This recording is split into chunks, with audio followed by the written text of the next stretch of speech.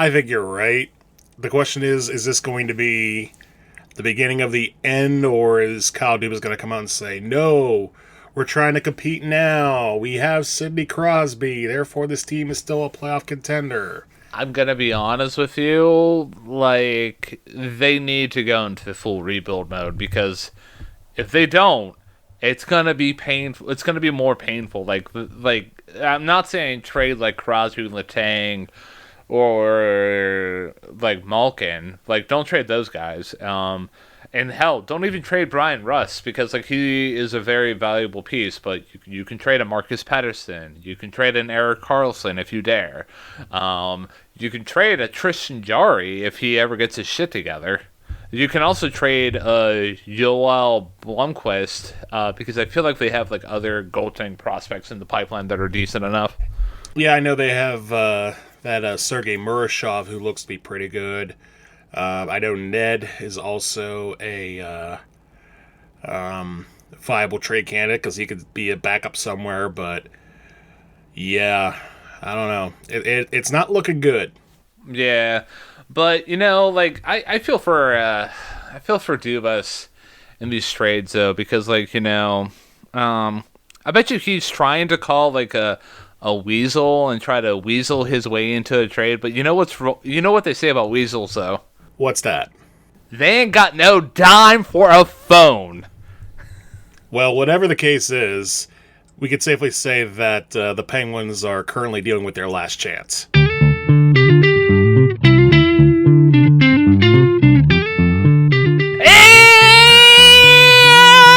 Welcome back, everybody, to the best music podcast on all sides of the Mississippi. I'm still running with the bit that I did last week.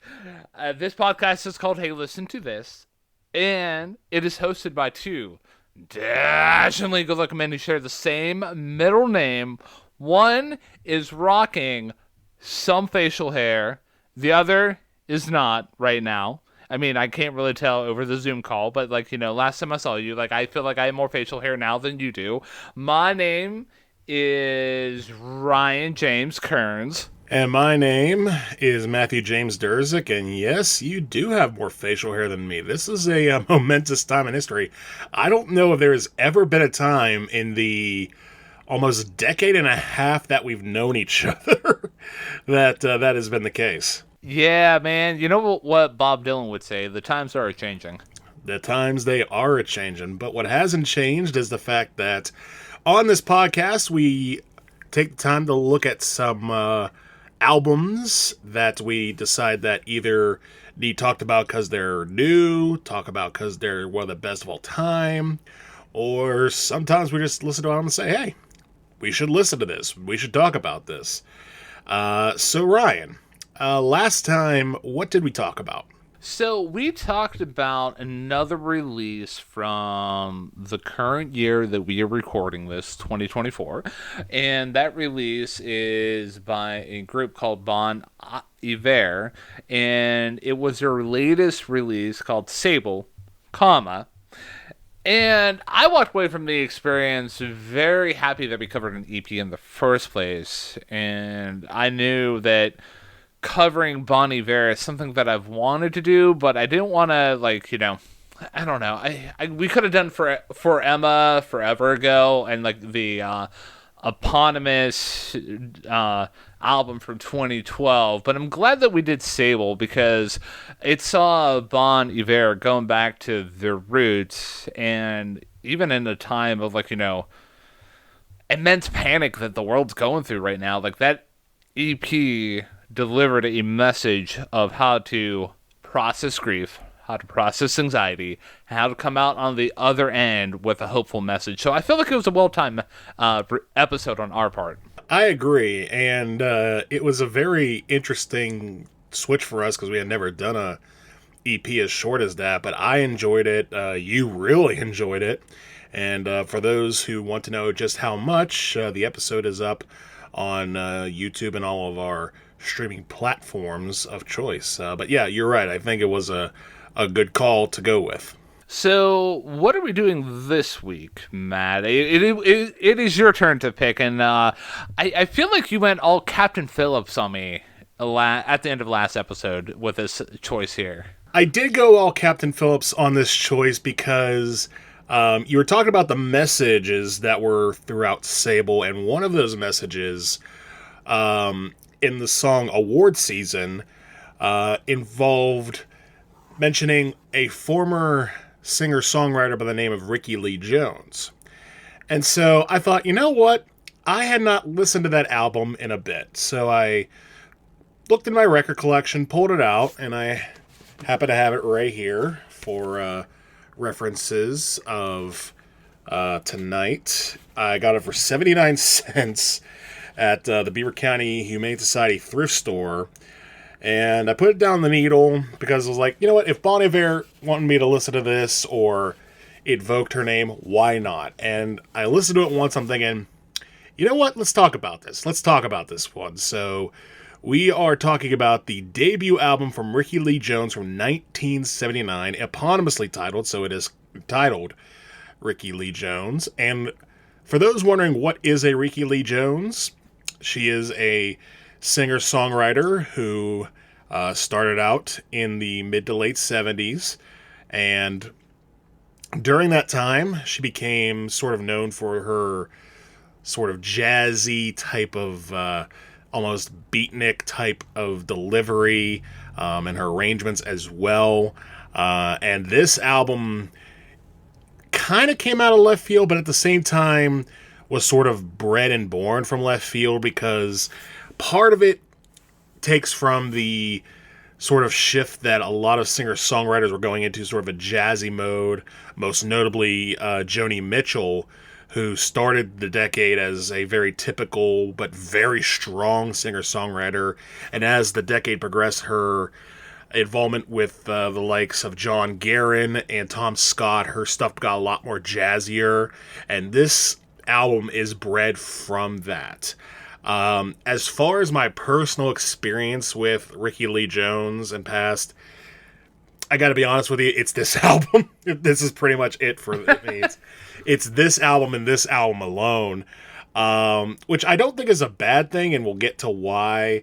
Ryan, I take it your experience with Rickie Lee Jones is somewhat similar? So, my experience with Rickie Lee Jones is at the end of last episode of this podcast here, you were like, hey, we should listen to Rickie Lee Jones. And I'm like, cool, I don't know what a Rickie Lee Jones is. So, like, you know, I feel like, this goes up there with, what was the one review that we did that I basically knew nothing about the group? The band, like, I think you're talking about... Go ahead. Jellyfish? Jellyfish, yeah. Because, like, you know, I knew of the Turtles. Obviously, I'm a human being, so I know what a Frank Zappa is. And, like, even, like, a couple of the other albums you put up for, like, you know, review for us. Like, I knew of them, but I never knew, like, I never dove into their music. So, like, I basically, with Rickie Lee Jones, I'm like, no idea who this person is, no idea what their impact on the grand music landscape has been over the years, and also, like, you know, yeah, I'm here for it, man. Thus is the purposes of our podcast here.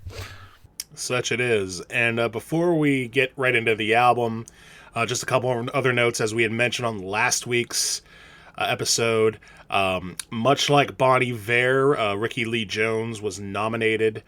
I believe she actually won Best New Artist at the Grammys, so for the second week in a row, we're going to be talking about someone in that category.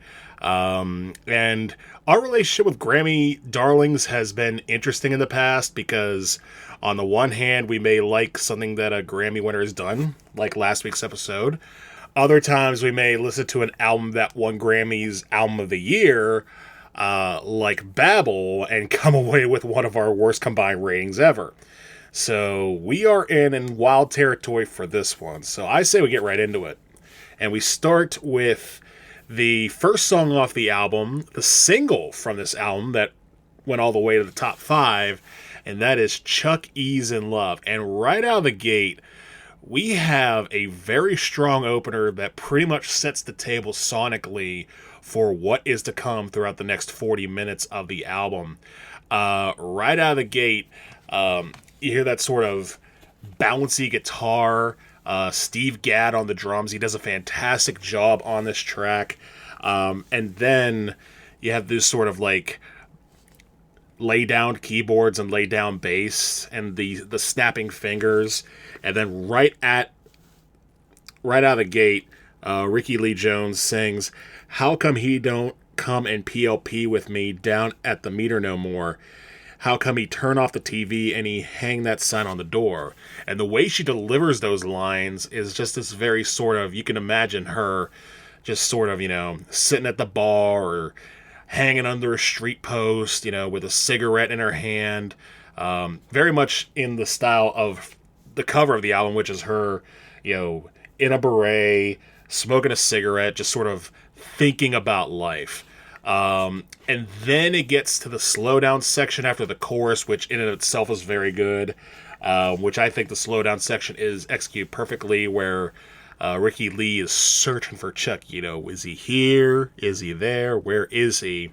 And then the quote-unquote, I've heard it referred as a reverse fill, a reverse drum fill by Steve Gadd, heading back into the final verses and chorus of the song. That's executed beautifully. Rickie Lee singing is strong, and there's a reason this song is a hit. It just has hit quality. It has the hook. It has the verses. It has something that's a little different, but at the same time feels familiar, because while Rickie Lee Jones is sort of in a class of her own in a sense, a lot of this album and this song in particular sounds very late 70s LA studio, and that's not a bad thing, as we discussed a few weeks ago with Warren Zevon's Excitable Boy. All of that to say is I really like this song, and I have it at number 2 in my top 3, and for the record, I have a top 3 and a bottom 1. So I have a top 3 and a bottom 2. So I feel like that's the first, first for me in the history of our show here, because I never had a top 3 and a bottom 2 before. Like, sometimes I've had a top 3 and a bottom 1, but, just a little, for super nerds of the show, you can, chalk that up on your bingo card, apparently. So, that being said, my feelings about the opening track here, Chucky's in Love, I have a lot of the same thoughts and feelings that you do. I'm going to start by talking about, the section that's labeled as the bridge, according to Genius.com. And that section is what you were talking about, where, the track just basically kind of cuts out and, it loses all momentum. And it's very interesting for me. We talk about, anti-drops and, pop music. This is almost like an anti-bridge, where it's just hey, this is supposed to, take the song up to the next level. Actually, what we're going to do is completely, defang the song's momentum and then just get you right back into the groove. I dug that immensely. The chorus on this song, dude, it's so smooth. I just love it so much. And, I love the play on the title of the song, Chuck E. If you even just do a drive-by without even realizing what the song's title is, you just think, this person's just saying, oh, hey, Chuck E's, the nickname for, somebody named, Chuck, or, a kid name for, a Chucky. Anyways, I digress. I'm kind of getting lost in the sauce here. So, and the other thing I'm going to mention is that the whole lyrical nature of this opening track here, it's basically Rickie Lee trying to figure out what is going on with this person. They're acting different, they're changing their behaviors, but plot twist, the person who Chuck E is in love with is actually Rickie Lee Jones herself. She is the she is the problem. So I thought that was kind of cute. The instrumentation on this track here, it's tight. I really did dig it a lot. I am gonna ding the track though just a peg by just noting that towards the end, I feel like Rickie misses some notes vocally, which is a turnoff for me, and it just might be like the way that she sings it, because we've ran across this with several other albums and artists before where they try to do like this kind of soulful like glide up into a note and it just doesn't land for me. I don't care about the style, it just doesn't land well in my ears. Otherwise it's not a bad track, but it's not in your top three. No. Like it goes in the okay song bucket for me. Gotcha. And I understand that, and I will agree that the ending of the song is kind of the least best part, because it does. Not only is her singing kind of off, which I kind of forgive, just because the rest of the song is so good, but at the same time, when it's just her singing, sort of getting those high notes, it does not land as well, and part of that is also because the harmonies on the chorus, which it just got out of, are so good. So when you go from smooth harmonies to sort of strained singing at the end, I can kind of understand why that's a turn off, but I was willing to give it a pass, and the song does land in my top three at number 2. So the next track is On Saturday Afternoons in 1963. What a weird name for a track, man. So, titles aside, I really do like this song a whole lot. Like, it is such a beautiful song. Unlike the vocal delivery in the previous track, where like I'm gonna elaborate on my issues with the way that Rickie delivers her vocals, and other tracks in this album here, but here I have no problems. Like, it is so, like, the vocal delivery is so passionate without being loud. It reminds me of a Phoebe Bridgers, where you can really get sucked into the listener and you can really feel the emotion, but you don't have to Mariah Carey the vocals, if you know what I mean. And the other things I like about this track here is like the refrain of "years may go by." It's such a simple sentiment, but it is absolutely beautiful. The piano on this track is great, and there's that lick that almost acts as like a grounding moment for the song, where you can hear it throughout the whole thing, and I did appreciate that notion. And instrumentation on this track, again, it's super tight. I really do like where I caught the oboe that comes into focus at one point towards the end of the track, which I thought was a nice touch, because me with my, well, and you can probably relate with your musical background. It's just like, oh hey, I know what that is. And basically the lyrics here, they repeat, which kind of has that Weekend effect, where if the song's good enough, the lyrics don't need to be that diverse.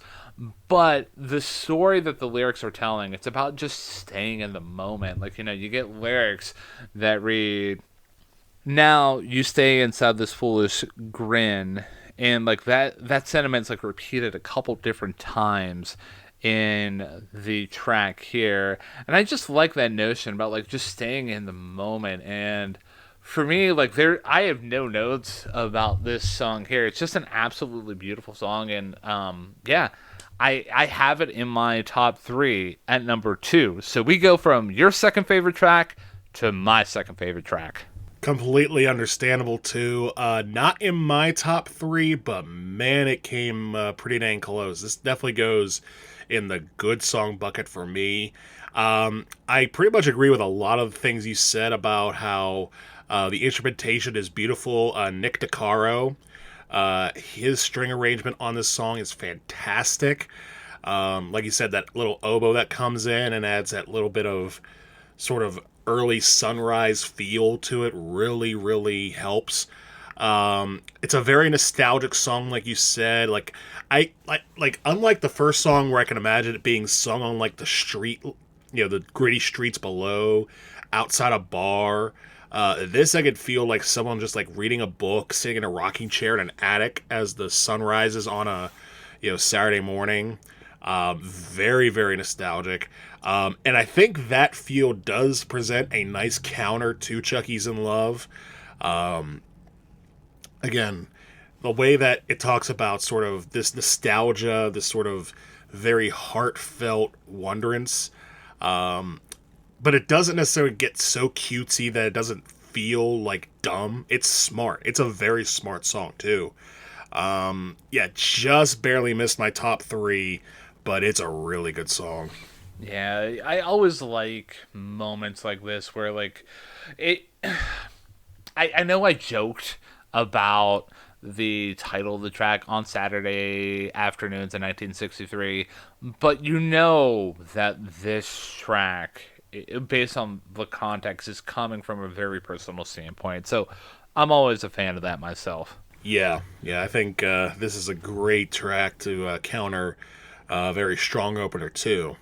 Moving on to the next track, which is Night Train. Now, this track is a little different. It feels like sort of a middle ground between the street sense of Chucky's in Love and the very melancholic On Saturday Afternoons in 1963. Sound-wise, this song's good. Like, the mellow tones that are provided by the studio musicians on this track sounds very good, very late 70s Los Angeles.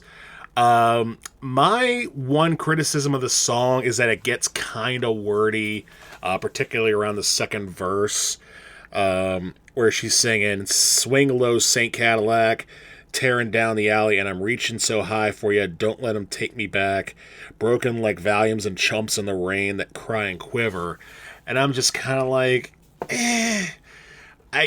Again, as I've talked about, particularly last week with award season on Sable, I don't want a Cliff Notes to have to explain to me what this song is. But right after that, when she sings, "When a blue horizon is sleeping in the station with a ticket for a train, surely mine will deliver me there." The way that is sung with the harmonies is great. That is like the best part of the song, bar none. So it's saved, essentially, from any type of real downgrading. Definitely not anywhere near my top 3, but it's not a bottom track for me. It's fine. It's an album track. And it does continue the momentum of the album pretty well for me. So I have a lot of the same thoughts and feelings on Night Train that you do. However, I am going to come out right out of the gate and say this is my least favorite track on the whole album. And it's for a couple different reasons. Like, instrumentation aside, like you said, the instrumentation is great. It does do a fantastic job painting a picture of, like, a nighttime setting, which is, like, essentially what it's going for. And it's almost like a smooth salsa song, and I can really dig that. However, like, the vocals, ooh, man, they are rough, and not even, like, outside of what you pointed out, which I had notes on too, where it just seems like they're trying to get out as many words as possible, and it doesn't land. And I feel like what Rickie was trying to go for here is more of a kind of a jazzy approach, and like a kind of a scatty approach to, like, vocals, specifically within this track here. It just doesn't land. It's rough, and I'm just not a fan of it. And, like, even the mixing, in my honest opinion, it just, on first listen, it just seemed like the vocals were fading in and out at random moments, which kind of gives weight to my argument that Rickie was trying to use her vocals in the sense of, like, almost like a horn in a jazz number, where it just would go in and out, like, cool, I know what you're going for, it just doesn't land well on my ears. And also, like, when I did my last listen of the track before today's review, I was kind of a little bit annoyed that with how everything was recorded, that it just, and with how many words she was trying to get across, you couldn't hear everything 100% clearly. And I mean, like, it almost, for me, it seemed like just the production didn't come across like of 100% for me. So yeah, in my it was between this and another song, but like, if I had to be really honest with you, like, this song just really, it didn't do it for me. So it's my least favorite track on the whole album. I get that. And again, it's not my favorite either. In fact, if it weren't for, again, those mellow tones and those harmonies toward the end, I probably would put this in my bottom two.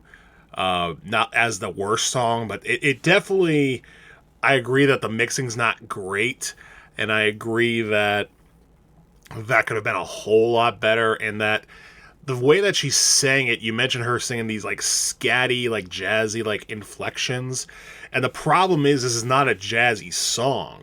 Like, this is almost something you'd hear from like a Linda Ronstadt or an Emmylou Harris on more of the countryside or the soft rock side.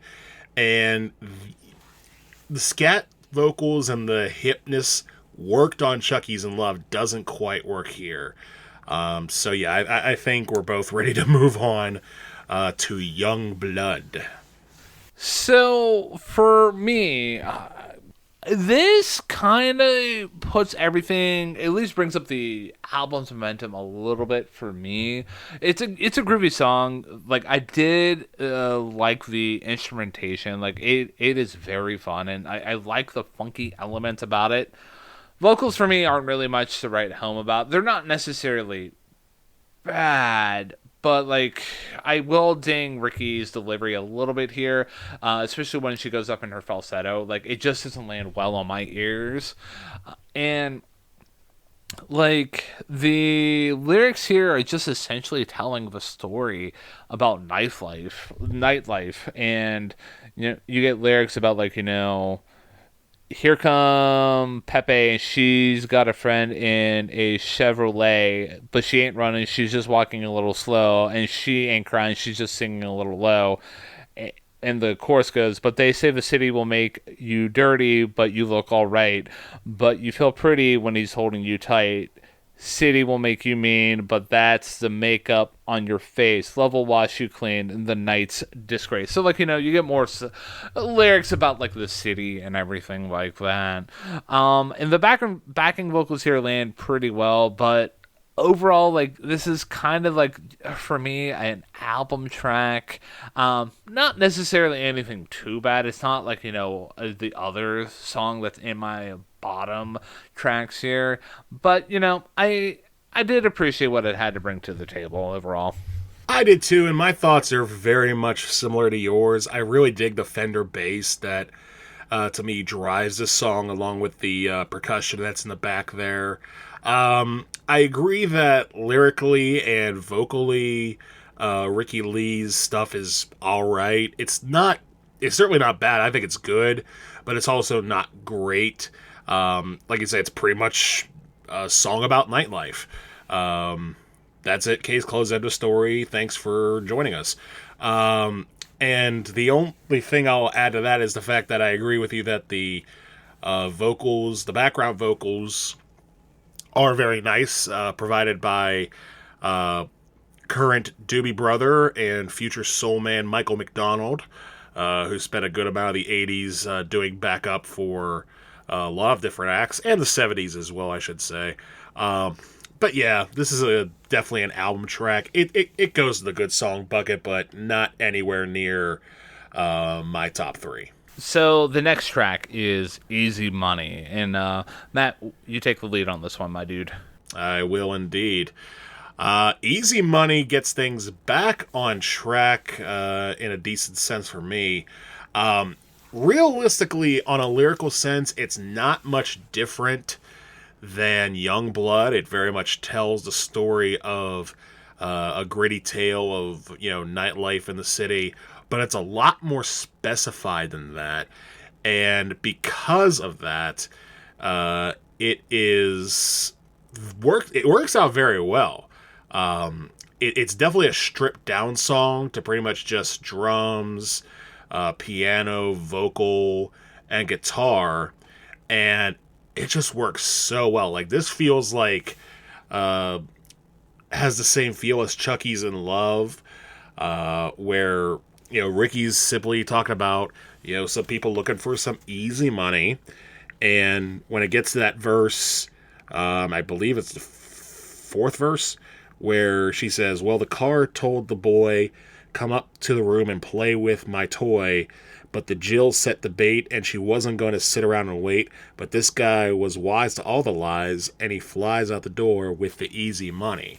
Like, the writing on this song is good. It's very good.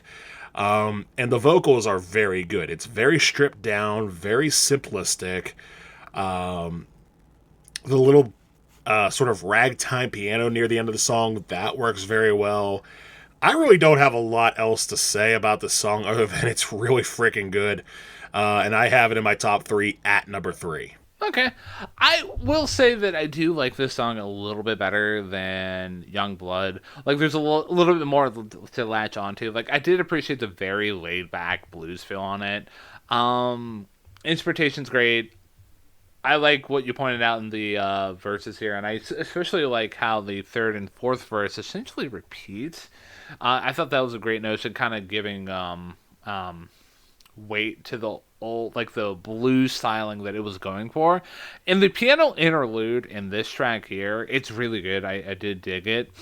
It just, with Rickie's vocals, they just felt a little bit out of pocket for me. And I hate to turn this into a Bruce Springsteen episode. And also, ladies and gentlemen, if you want to check out that episode, we covered Born to Run. It's one of our earlier reviews. It was a good time. But getting back to this review, like, again, I did dig what this song had to bring to the table, and like, it's just overall though, like, it's another chill, like I said, it's a very laid back blues song, and yeah, I really don't have that much more to say about it, like, other than, like, it's a decent song. If it wasn't for Rickie's vocals just seeming like a little bit out of pocket, maybe it would land in the good song bucket for me. But, I appreciate it nonetheless. I can understand that, and it kind of almost feels like Rickie Lee, in a sense, has a vocal issue that's almost perpendicular to Bruce Springsteen, where Bruce sounds like he was trying way too hard to be like operatic and like really strain his vocals. It almost feels like Rickie Lee is not necessarily trying. It's tough. Sometimes he's trying too hard, other times he's not trying hard enough. And what makes me sort of give her a pass throughout this album is sort of this sort of backdrop of this sort of jazziness, sort of spoken word type of vibe that she's going for. It's not perfect, but in my mind, she gets away with it. But I understand your perspective of that not being the case. But yeah, I liked Easy Money a little bit more than you did. Moving on to the final track of side A on this album, track 6, which is The Last Chance Texaco. I really did dig what the song was going for in here, especially with the constant metaphors of, like, just talking about, like, how people and, like, how they get stuck in relationships are kind of related to, like, cars, and, like, how they kind of get stuck and they need repairs. Like, you get lyrics like in the chorus, "It's your last chance to check under the hood, your last chance, she ain't sounding too good, your last chance to trust a man with a star because you found the last chance, Texaco, the last chance." And, like, in the next verse, the second verse, you get, like, well, he tried to be standard, he tried to be mobile, he tried living in a world in a shell. And, like, you get all these kind of metaphors, and I do appreciate what it was going for, especially with the instrumentation, with the bare guitars and the backing band just making such an excellent backdrop. Like, this had the makings of everything landing so well for me. But dude, the way she misses the notes at the end, like, hot damn, like that was bad. Like, I was just like, I was really digging it, and then she completely just crapped the bed on the song. And I like it's the duality of like how I feel about like some of the tracks in the album here, and especially this one.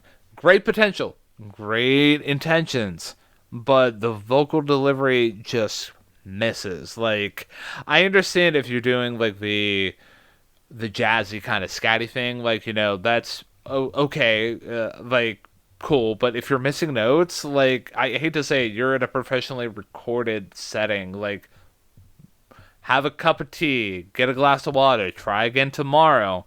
Like, people are going to be listening to this, and like, you want to make a name for yourself, kind of don't screw the pooch on the recording, in my humble opinion. I know, like, people like love Rickie Lee Jones, but like, for me, I'm like, this track here was rough at the end for me. But it's not your other bottom track? No. Okay. All right. That's good news to hear, because I thought for a second I was going to have to fight you. So I love this song, man. It's so good. And before I get into why I do, to address your criticism of her vocals, I know what you mean. I didn't hear it. If I go back and listen, I might hear the quote-unquote missing of the last few notes. But everything else up to that point and after that point is stunning. Starting with the chord selection, it is an impeccable, immaculate chord selection that drives this song, because it meshes so well with the lyrics, talking about, being stuck and run down at a gas station. You don't know what the hell's going to happen. This person comes up to you. They don't know what's going to happen, but at the same time, maybe something good can come out of it. Those gas puns that you were mentioning, I think, work really well. It could have been cheesy, but it really works well here. The lyrics do a great job shifting from talking about a broken car to talking about broken love. The synthesizer on this track that drives everything is so good. And at the very end of the song, the way that I don't even know what it is. I wrote down, is she vocalizing the sound of cars going by on the highway past the station? Because if that's what she's doing, that is a brilliant move. Even if it sounds like, it may come across as silly, her going, yeah. But I was like, you know what? I respect that. I respect the very idea of trying to do that. Yeah. Like, this track was a revelation to me. It just sounds amazing. And we have completed my top 3. I have this right at number 1. Maybe if I take another listen at specifically the end, because like I might have been like right up there with you, man. Like, everything was landing, and then like, the end, it happened. Like, and I think it might have been the section that you were literally just highlighting, where she's trying to imitate the sounds of cars going by, and I'm like, maybe I didn't catch that, and maybe I didn't like, really approach it from that mind frame. I was just more like, I'm listening to this with the lyrics, and oh god, why? But other than that, I will take another spin of this track here and maybe give it another go. But yeah, it's going to be interesting to see how you react to my least favorite track on my second least favorite track on the album. But we'll get to that when we get to that. In the meantime, Matthew. Yes, Ryan. For the listening audience out there right now, if they're listening to us right now, and they're really liking what they're hearing in this episode, and they wanted to support us to ensure that we do future episodes of Hey, Listen to This, what is the absolute best way that they can show you and myself some love? Well, the best way that you can show us some love is by continuing to listen to us on your podcast streaming platform of choice, whether it's Spotify or Apple Music, by going to our YouTube page and checking out our videos there, because we post our episodes to there as well. Share them on your Facebook or Twitter or Blue Sky or, heaven forbid, Truth Social pages. We're not on all of those. We are merely on Facebook and Twitter and Threads. And we are at TT Hey Listen on Twitter. We just have the Hey Listen to This page on Facebook where we update all our stuff. Again, share with a friend. Listen to our past episodes if you like some different types of music that we've done, because we've covered a bunch of different types. If you're on YouTube, like, comment, subscribe. If you're on our podcast platform of choice, make sure to subscribe to that.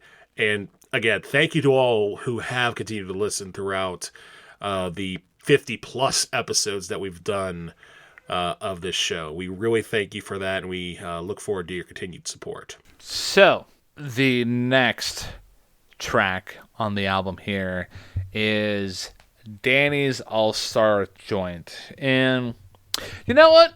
I feel like I'm gonna take the lead on this track here. I knew I took the lead on the Last Chance Texaco, but I wanna get back into the good mindset of the album here and what it has to bring to the table. And with Danny's All-Star Joint, I really did appreciate the momentum that it brought back into the album. It had this excellent booky feel that I really did dig behind it, and the vocal delivery works well here. And to the point, it almost seems like Rickie has a little bit of sass with the way that she delivers some of the lyrics, especially with lyrics that's they've got a jukebox that goes doit doit. The way that she said that, you can almost picture that she's approaching it from a sassy 1920s club girl kind of mentality from New Jersey. Also, that was a horrible accent. I apologize to our New Jerseyan accents here. So, and you know me. This has a sax, it has a sax solo, and I'm always a fan of sax solos and lyric. And hold on, you know me. Anytime I hear a sax solo, and this track does have a sax solo, I really do appreciate whenever that occurs within a track, and the horn hits work so well. The lyrics, though, what takes us, just brings it down from, the great song bucket and, kind of puts it into the good song bucket. The lyrics are kind of, all over the place, which isn't necessarily a bad thing, my dude. I feel like with Rickie's approach to the lyrics here, we've talked about this, even specifically within the Jack White reviews, that sometimes lyrics, they don't need to have a purpose. More, sometimes they are just to add an element of of a feel, of a groove within a track, and it works well here. I'm glad that coming out of Last Chance Texaco, we get into a groovy song like this. So I'm a fan of this song here overall. So it's ironic that you're using this track to get back into the quote-unquote positive mindset of this album, because ironically enough, this is my least favorite track on the album. And down goes Kearns. Okay. Tell me more. So the reason that I don't like this track really that much, and I'll agree with you on this, the music itself is very good. The way it has that sort of swinging beat with a sax groove, very much sounds like something you would hear at a local bar. Sounds really good. But my goodness, those lyrics. I disagree with you wholeheartedly on those. Where you say it gets all over the place, I think it's reckless, particularly on that first verse where she's talking about, There's this cat down there that makes a bad kind of soup. I come around strutting my luck in my shoop coop. Cecil gives me coffee and he won't never take my coin. I say, I got $30 in my pocket. What you doing? I was just like, if you want to talk about drinking a glass of water and taking it a day off to come back tomorrow and do better, get a pen and paper and come back tomorrow and do better. Like, holy hell. I mean, again, the music is good. Her singing is actually good on this one, too. I mean, I didn't think that it was bad on any of the other tracks so far, but it's good. The vocal delivery is good. But the lyrics are just so all over the place. I personally can't get past Doit Doit myself. And when she's talking about, carte blanche sandwiches and chicken in the pot and lettuce get thick, don't get me wrong. I respect anyone's attempt to put a song together and put it out there with the confidence knowing that it's going to work. But it just didn't do it for me at all here. Easily, we start side B with Danny's All-Star Joint, my least favorite song on this album. Well, that's slightly disappointing. I happen to like the lyrics about chicken in the pot. Chicken in the pot. Like, I thought that was a fun moment. It kind of reminded me of the Turtles album review that we did. And, like, actually, if I'm remembering that correctly, I actually didn't like that track. So I might be putting my own foot in my mouth with that statement there. But, we are moving on. We don't live in the past. We live in the now. And the now is the next track, and that is Coolsville. And, Matthew, it is your turn to take us into Coolsville. Into Coolsville we go, and this track does get things back on the right track a little bit. To me, I would probably put it in the same category as Young Blood, where the concept and lyric base is very simple. It's basically dealing with the cool people in Coolsville and dealing with a time in the past where everybody was cool, and now it's, some 10, 20 years down the road, things aren't as cool anymore, but somebody's out there trying to keep things cool as they are. That piano on this song, I think the dynamics of the piano and the track itself are very strong. I think Rickie Lee's singing does a good job of weaving in and out as well. It's not a spectacular song by any means. It's just a very simplistic song. I almost feel like reminded of our Lucinda Williams episode where she was talking about, particularly on Greenville, how, here's this guy who thinks he's, hot stuff, and now, he's not hot stuff anymore, but if he wants to continue to be hot stuff, I guess we could keep trying and bashing our heads against the wall. So I think it's a solid song. That vocal drop at the end of the track where she drops her voice like 20 octaves to be like, hey, baby, what's up? I didn't think that was necessary, but I was like, fine, whatever. You do what you want to do. Not in my top 3, but it's fine. I thought it was fine. So I thought this song was fine as well. I actually thought it was more than fine. I love this song, man. It is my favorite song on the whole album. Oh, do tell. So for me, it comes down to a couple different elements. Like, the sparse instrumentation works so well along Rickie's vocals, like, to paint such a dark portrait.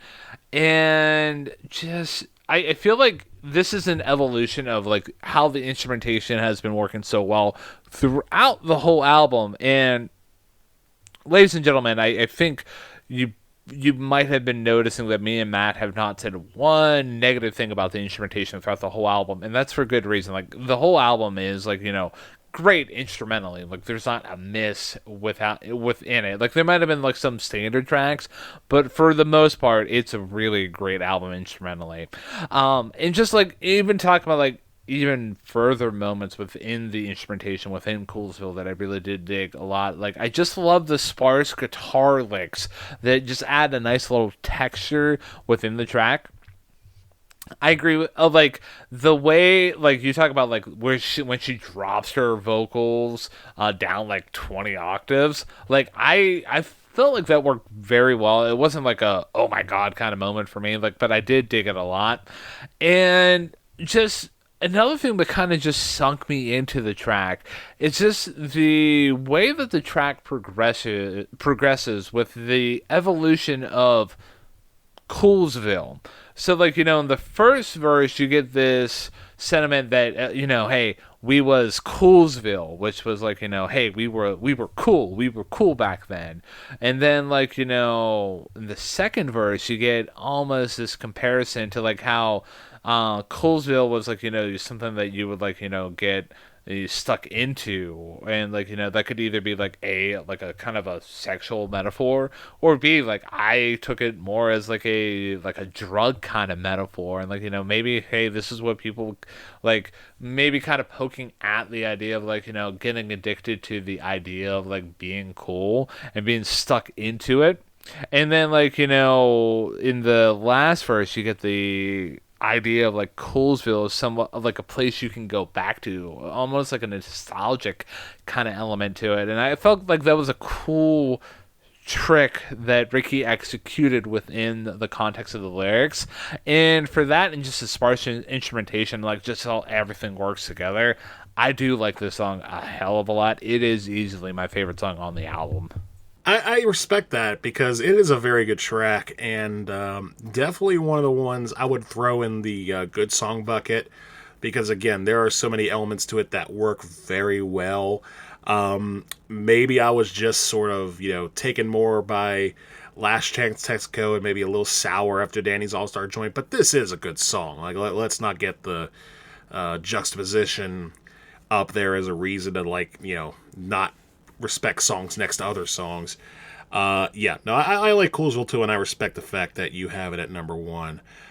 Moving on to Weasel and the White Boys Cool, the first of two songs on this album that were co-written with Alfred Johnson. So, this is a cool song. So we've talked about my favorite song in Coolsville, and we also talked about my second favorite song on Saturday Afternoons in 1963. We are completing the three ring circuit here with Weasel and the White Boys Cool. It is my third favorite song, and for me, it does what a lot of the tracks in the album we're going for, which is trying to lay back this nice groove while Rickie delivers this like kind of jazzy soulful vocals, but like the vocals stay in pocket. There's no notes missed. And for me, like a thing that kind of just drew me to this song is centered around this character Sal, and each verse Sal is doing something different. So like in the first verse you get Sal working at Nyro's Nook in downtown, and Rickie ends the verse with saying a weasel in a poor boy's wool. And then like in the second verse you get Sal living in a black vinyl pen in New Jersey, and she's ending the verse with a weasel on the short order floor. And like and also I really did dig the chorus here. It halts the momentum of the track 100%. And I kind of know how you might feel about that, because I know you and how stuff doesn't flow. If stuff like halts like that, you're like, oh well, this is almost like a car wreck. I could be wrong. I don't want to speak for you, but I kind of I've been doing this show long enough with you. I kind of know your music taste a little bit, but for me, I just like how it halted the momentum. And then the track just keeps grooving along. Like it's just like, well, anyway, let's get back into it. For me, it's a really cool song. I did like what it brought to the table. It is my third favorite song on the album. You are correct in assuming that you like this song better than I do, but at the same time, I don't hate this song. It's a solid song. To me, it's more like a diet or maybe albumized version of Chucky's in Love for several reasons. Particularly that slow down chorus, which I don't necessarily hate either. I think it's fine. It's definitely not as, to me, effective as a slowdown on Chucky's in Love. It feels a little bit more on a psychedelic side. The music, once again, the instrumentation is very good. I feel like the song does get a little wordy at times, but nowhere near as bad as Danny's All-Star Joint. And to me, I think the execution of this track does carry the song. Because again, you have that sort of jazzy, snap your fingers type of feel with the sax in the back. And the words are pretty good too. Talking about, how this sort of sad sack is, sort of reached his end and now it's time to say goodbye to his past and get on with his life. And to me, it feels like the fact that this was co-written, it almost feels like Rickie wrote the verses and Alfred wrote the chorus to me. That'd be my guess. I could be very wrong about that. I'm sure someone wants to point that out. They have every right to. But yeah, I think this is a solid album track. Not really anywhere near my top 3, but it goes to the good song bucket. It's sort of floating near the top of it, if you will. One thing I want to point out about this track here, and then we can pivot over to the penultimate track, Company, is like I didn't catch it within my couple of listens of the album, but looking over the lyrics now, it just seems like this track here, it's almost like the evolution of a life. Like let me pop back to the lyrics here. So you get lyrics about Sal working downtown, and then you get lyrics about him working in another area of his life where he's working in. It's not very clear where he's working in that one, but you can see the the disintegration of his quality of life, because in the third verse he doesn't have a dime for a phone, and then in the fourth verse he's dancing in welfare lines. So going from working at just going from working to basically losing his job. And maybe, Matt, you can edit around me basically kind of farting through that little sentiment there, but I felt like it was a good idea and another nod to Rickie's songwriting ability. I really did appreciate, but yeah, I just wanted to include that in the discussion there, my dude. All good. So like you've said, moving on to the penultimate track on the album, which is Company, the second that she co-wrote with Alfred Johnson.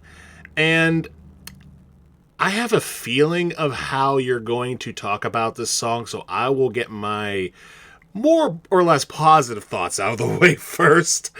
To me, honestly, I think her singing on this particular track, it's a very tender ballad, talking about, trying to find company in somebody and trying to think, okay, I'll look for company, look and listen through the years. Someday you may hear me still crying for company. I don't think the lyrics on this track are that great. I think they're okay, and that's kind of what kept this song out of the top 3 for me. It definitely goes to the good song bucket just on performance and instrumentation.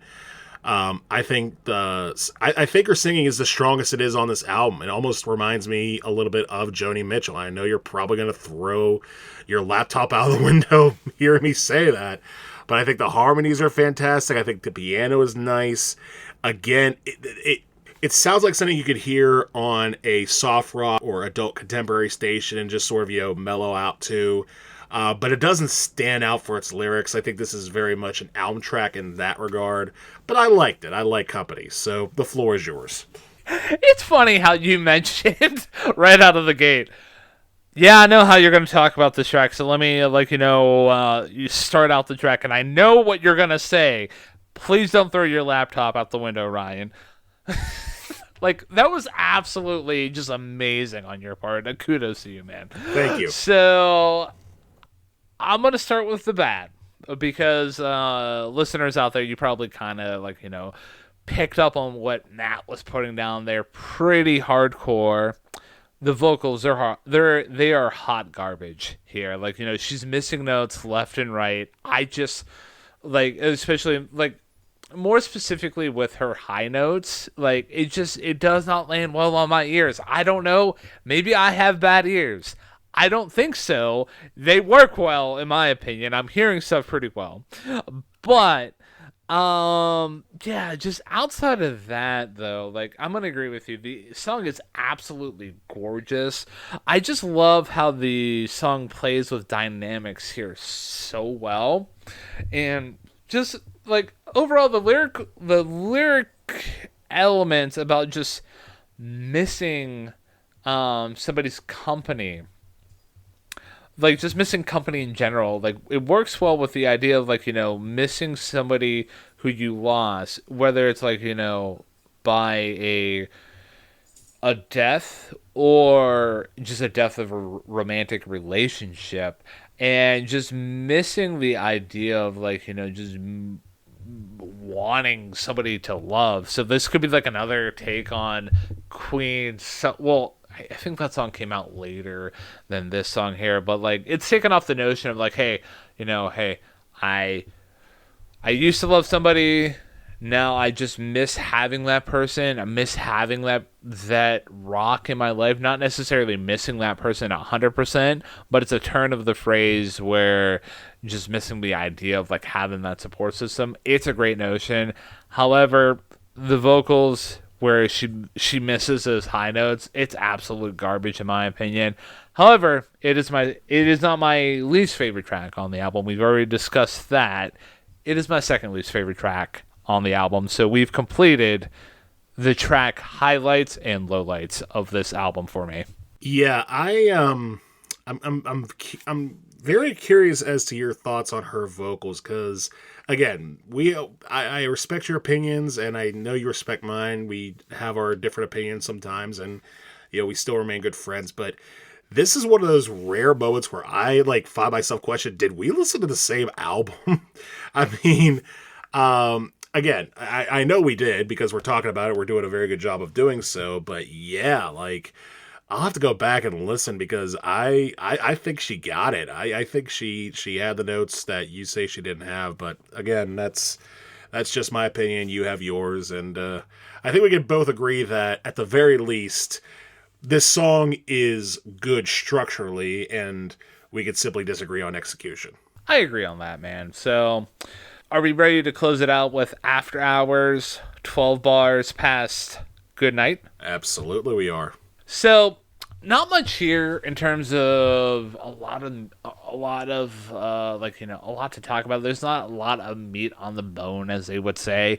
This is almost kind of harkening back to album closers like Clara Bow, the closing track off of Blood on the Tracks. It just feels like you're drawing everything to a close. Even the Sabrina Carpenter review that we did, it just feels like a closing track. And for me, this is a good way to close to close up the album. You get the sparse instrumentation, which I'm always a fan of. Rickie's vocals, they work well, and the dynamics within this track here, they work out pretty well. Everything blends together pretty well. And I just like the metaphor of how she draws a comparison of streetlights painting the town gray to how people are just they talk about painting the town red or different colors, but gray is just hey, yeah, it's kind of dull now. Everything's basically kind of left. And another thing that I'm just going to highlight here is I love the contrast between how the song begins and and the song ends. And that goes with the opening set of lyrics being, all the gang has gone home, standing on the corner, all alone. And the song basically wraps up with Rickie talking about, and all the gang has gone home, and I'm standing on the corner all alone. And just the way that it wraps up, it's kind of a lonely kind of sentiment, but yeah, I kind of dig it a lot. It's a great way to end off the album, in my opinion. I wholeheartedly agree. I think it's a great way to end the album too. Just a couple of notes to add on to what you said is that it's weird how, for as ominous and as sort of desolate and lonely as you mentioned the lyrics are, the orchestration almost seems very hopeful.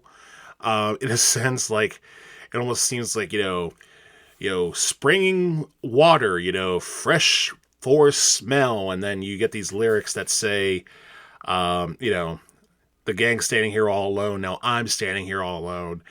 And one last note is that the lyrics that really stuck out to me, because again, we recorded our last episode the day I listened to this album for the first time for this review, knowing that this is what we're going to review next. And the lyrics that came across were, "Say goodnight, America, the world still loves a dreamer." And considering we recorded our last episode and I listened to this album the day after Election Day, I was just like, the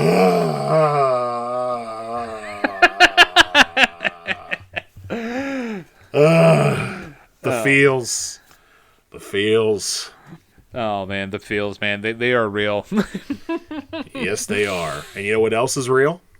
We did it, man. We did it. We listened to the debut album by Rickie Lee Jones and talked about it. I couldn't come up with a fancy pun for this one around.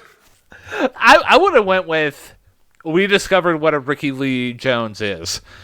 That probably would have been better.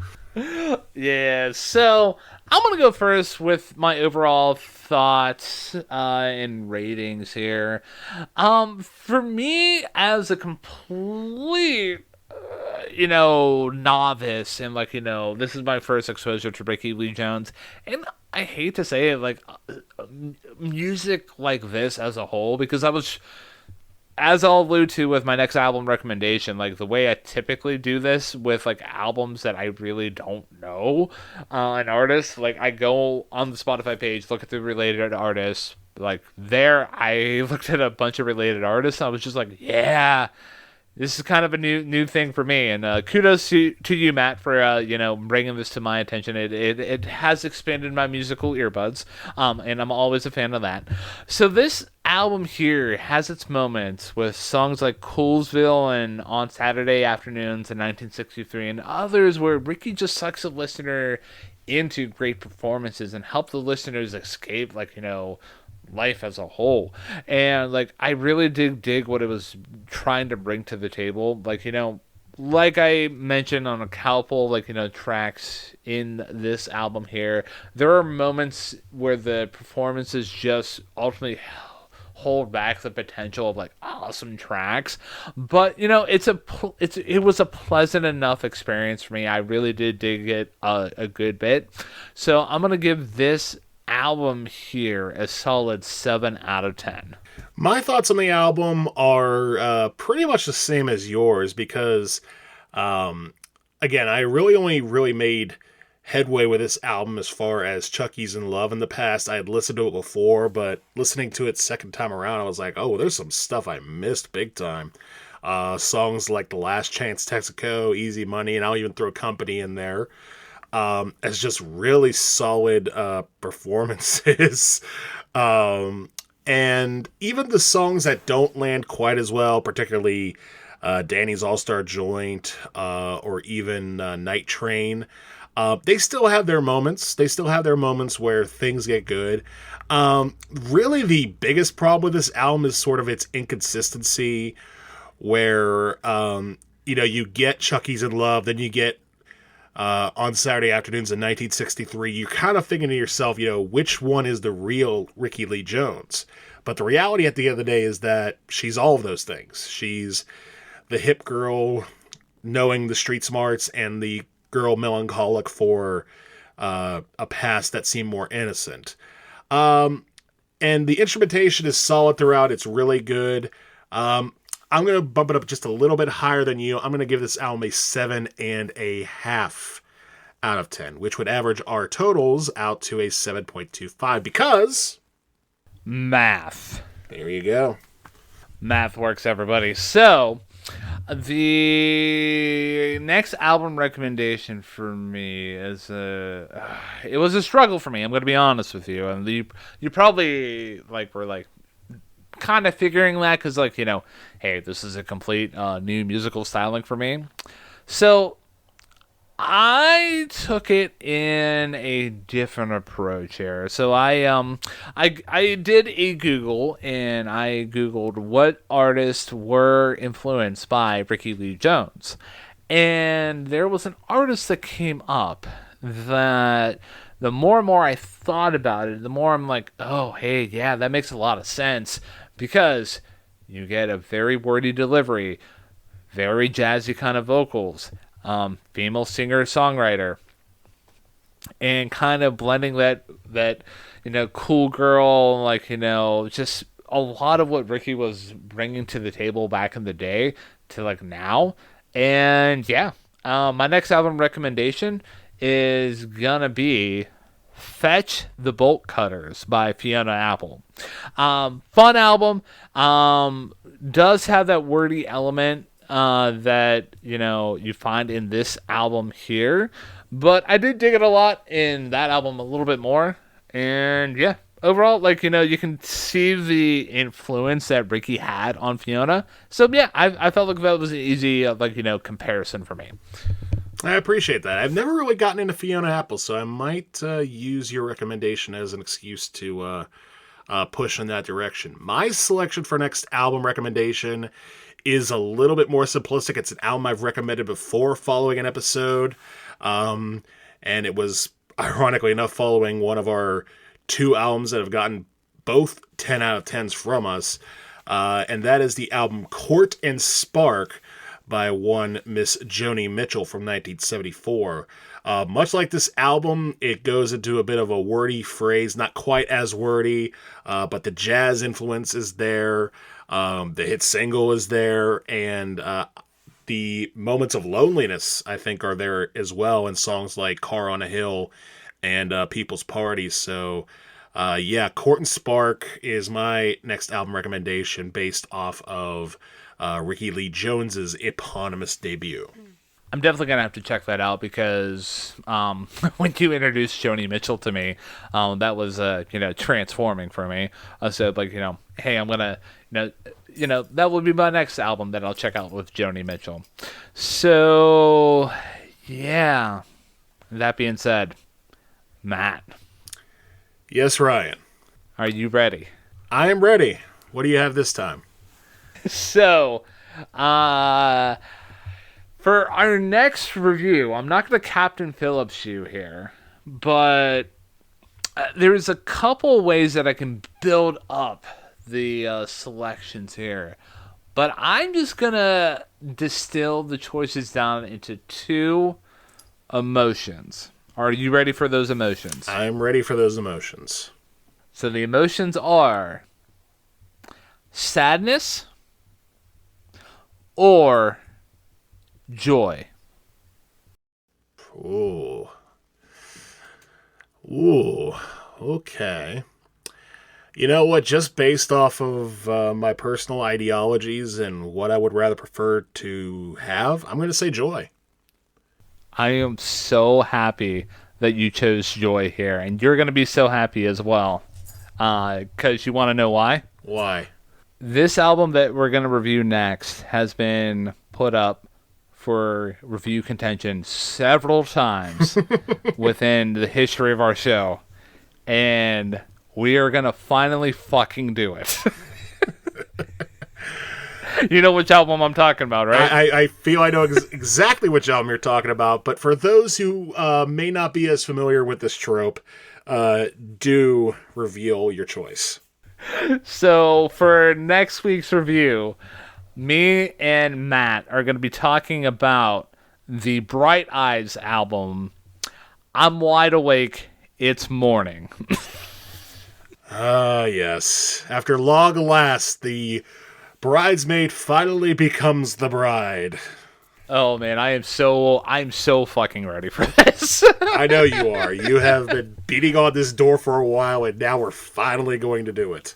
All right, so ladies and gentlemen, if you have not checked out the album I'm Wide Awake It's Morning by the group Bright Eyes, please do so before next week's review. That way you are familiar with what me and Matt are going to be talking about. And you can see what the hype is about with how much I've wanted to talk about this album for ever. But yeah, essentially, yeah, that wraps up this review, unless you have anything else to say about Rickie Lee Jones as a whole before we send it on out.